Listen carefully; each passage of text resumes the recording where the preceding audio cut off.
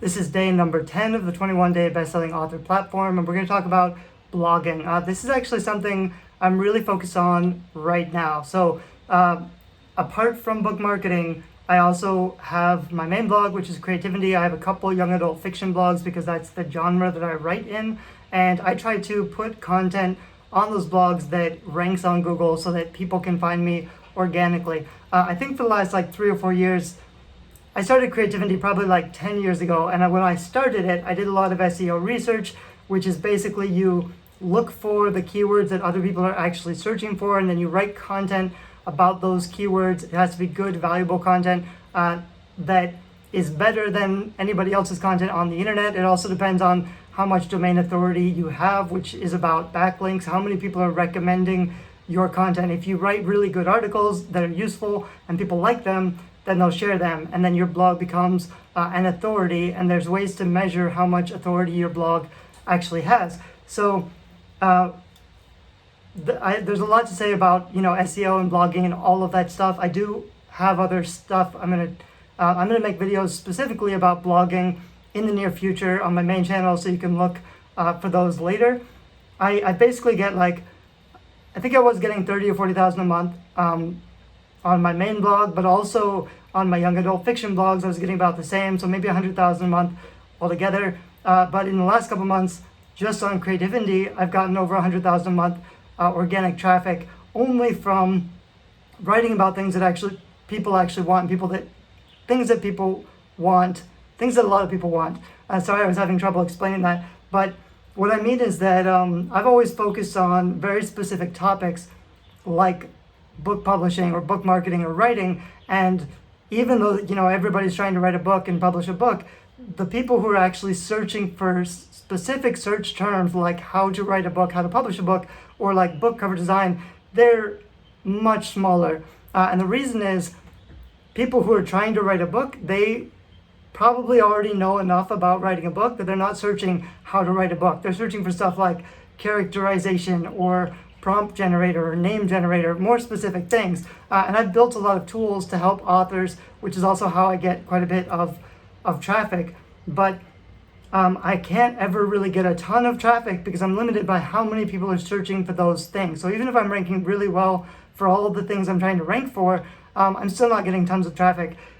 And my blog, Creativity, was always kind of meant as more of a general creative blog, about how to be creative. And when I started it, I mapped out a whole bunch of stuff. I think I have 300 saved posts that I never actually produced because I didn't have time to do all of those posts. And instead of kind of use it in a very relaxed, casual way where I just talk about whatever I feel like blogging about, but not in a very intentional way. And in the last couple months, I've started to be more intentional about putting up really good pieces of content that a broader marketplace is actively searching for, which is how I was able to get, from 40,000 to 150,000 people on my blog a month.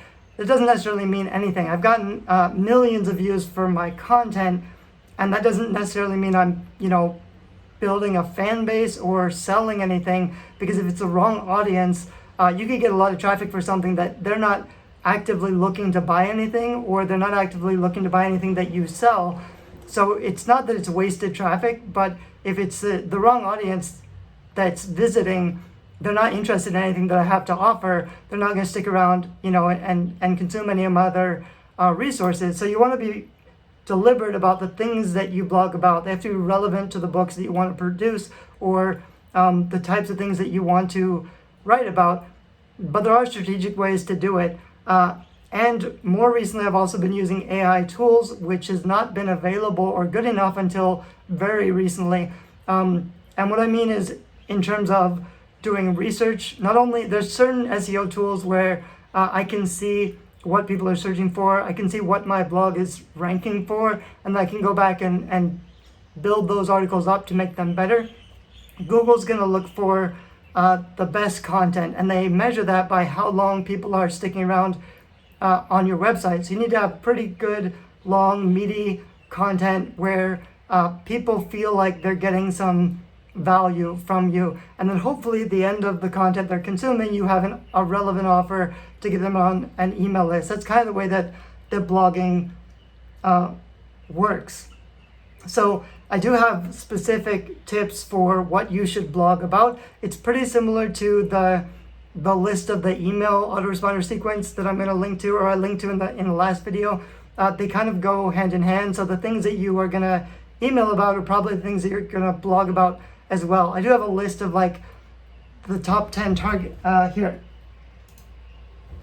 Top 10 blog post ideas to write now. This is something I came up with a little bit ago. It's also what I recommend in the 21 day bestselling author platform course, but I'm just going to run through it really quickly. If you have questions, I have other videos or content where I probably talk about this a lot more. So number 1, adorable childhood story. Number 2, biggest fear or doubt. Number 3 is a work in progress. Number 4 is your favorite books and authors. Number 5 is rejection or embarrassment. Number 6 is creative writing lifestyle. Number 7 is peer projects or pets.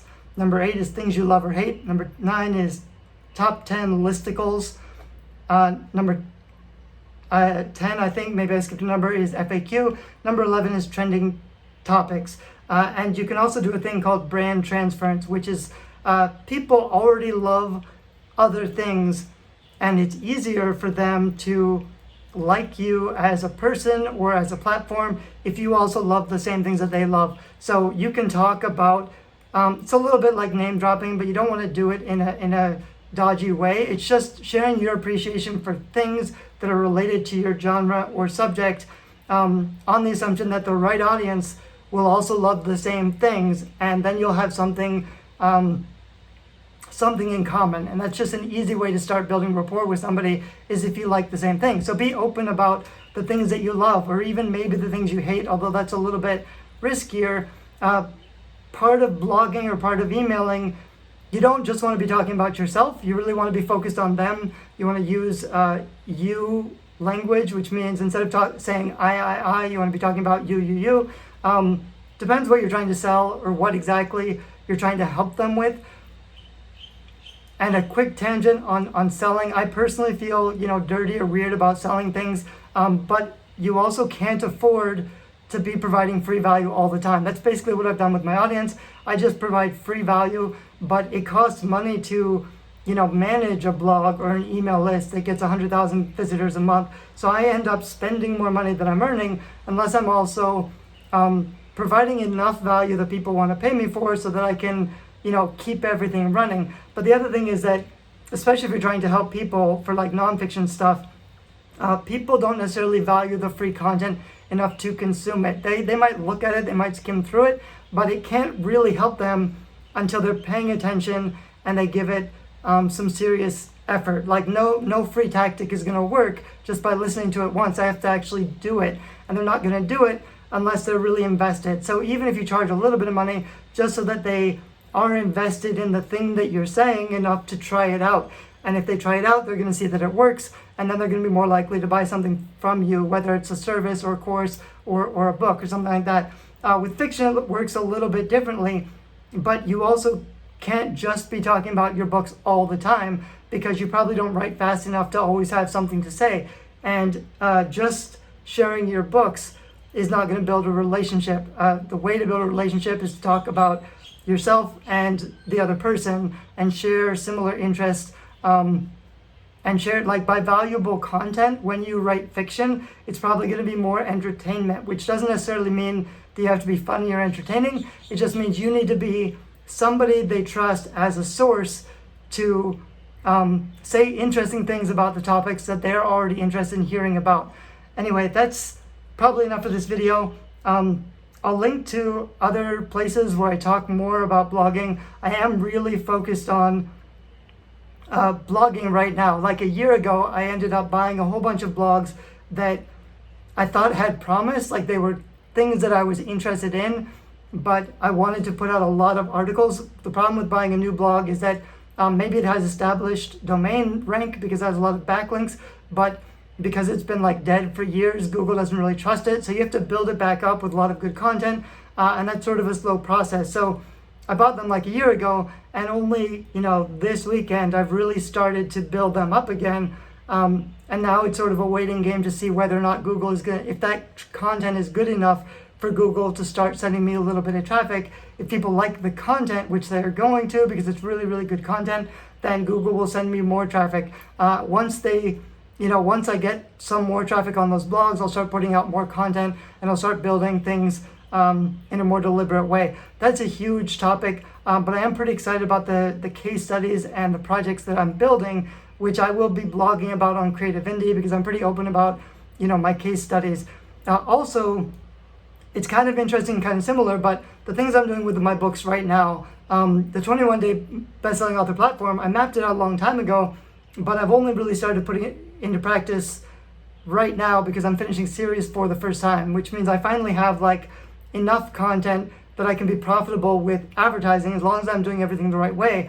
But even though my books, even though I did the best that I could do, and even though I kind of know what I'm doing when I published them, I maybe never did everything holistically because, I was focused on writing the books. Now that I have a whole box set out, I can focus on redoing all the covers, redoing all the blurbs, launching them in a more strategic way, advertising in a more strategic way to try to get them to stick on Amazon. That's a lot of the stuff I've been doing with my books. And it's sort of the same process with my blogs. I might have to rebrand it all with a new WordPress template. I might have to fix up old blog posts that, might have been good ideas. Excuse me, maybe they were ranking really well because it was, I have a pretty strong site authority, but my content just wasn't really good enough. So with Google, unless you're number 1 or 2 for a search traffic term, you're not going to get any traffic. I have a lot of stuff where I'm number 9 or 10 now, or maybe even number 20 out of everything in the world. That's not terrible, but it's still not getting any traffic because I'm on page 2 or 3 of Google, and that nobody goes to page 2 or 3 of Google. Also, there's a huge shakeup coming with AI tools and AI search engines. Bing and Google are gonna basically replace search, which has already been pretty terrible for a while. Nobody uses Bing at all, and Google has a problem with ads where you can't actually find any content because it's all ads for the first couple of pages or sponsored products or whatever. So a lot of search engines, the way that search has worked for the last decade or even almost 2 decades, is probably going to change this year in a way that, is going to really shake things up for every industry. So like I mentioned, my sites might get 100,000 traffic right now because Google is sending me people when they search for things.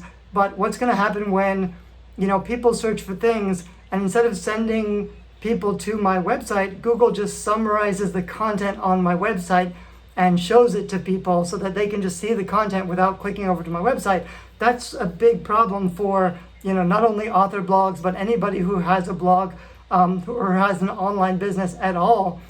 This is going to really change a lot of things. So there's a lot of things that I'm researching or attempting or figuring out because I'm sort of in a pressure cooker right now, not only with my books because of the threat of AI writing and stuff, but also with all of my blogs and small projects that I thought I could get around to someday. I have to really try to finish some things this year because I think things are going to get significantly shaken up by the end of the year because all of these it's not just that new tools are available that allow content creators to produce a lot more content with much less skill and much less time. It's also just a change in the way that, Amazon is showing the results of search traffic and Google and Bing. Everyone's going to be, a lot of their business depends on advertising, so it's still going to be a pay-to-play game to some extent. There's still going to be some organic search, I'm sure, but it's going to be a pretty weird shakeup. If you're already not getting any traffic on your author blog or your book, if this is not a problem for you, I wouldn't be necessarily worried about it, but there are definitely some things that you should be doing right now to make sure that you get started before it's too late. Because I think starting something like an author platform or a blog in the next year is going to be very, very different. There are things that you can do to sort of protect yourself. There's fireworks going off. I'm in Taiwan and it's a holiday or something. There are things that you can be doing right now to build your other platform that I think will allow you to navigate the next year and be in a pretty strong position. No matter how it all shakes out, you're going to be in a better position a year from now if you start now. Whereas if you start in a year from now, I think it's going to be a lot harder. That's all I've got to say. Thanks a lot. Bye-bye.